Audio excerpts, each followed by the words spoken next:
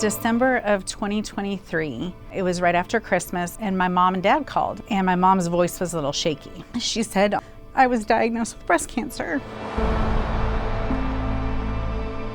The next morning, I called the imaging center here at Williamson Medical Center, and I said, I have a mammogram scheduled for March, but I need to move it up because my mom was just diagnosed. I had my mammogram.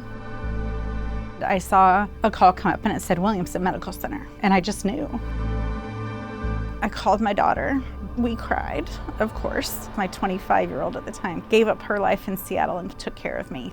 What I knew when I first got the diagnosis was that, well, I've got two choices. Curl up in a ball and let this take over, or I can just kick its ass, and I decided to go with option 2.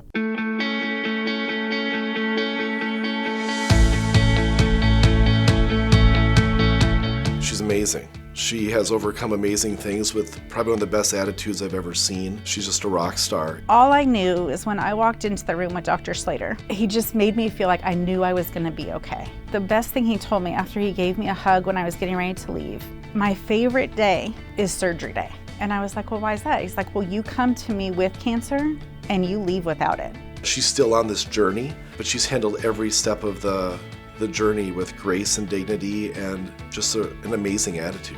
My nurse navigator, Amanda Whitman, she was absolutely amazing. Always accessible. Told me I didn't have to really worry about figuring anything out. She's gonna have it all mapped out for me, and I was just gonna have to go here for this appointment, go here for this appointment. If you ask her now, she'll tell you that she feels like she doesn't remember a whole lot about her journey, that she just was one step in front of the other and taking it one day at a time. She's just absolutely incredible. I had 16 total chemo treatments. I had a bilateral mastectomy with 4 lymph nodes removed. I did 25 rounds of radiation. We got my full pathology report back. I am cancer-free. I got to ring the bell, and I guess most people ring it like 3 times. No, I did it probably about 20 times. There was a lot of tears shed with a lot of nurses at Williamson Health, and you know, they were all here to offer hugs and support, make sure that I was taken care of. My mom, she is also cancer-free. I moved here originally for my job, but I think the reason that I moved where I did, being 1.2 miles away from Williamson Health, I think someone else already knew what was in the cards, and I think they placed me in this place for a reason.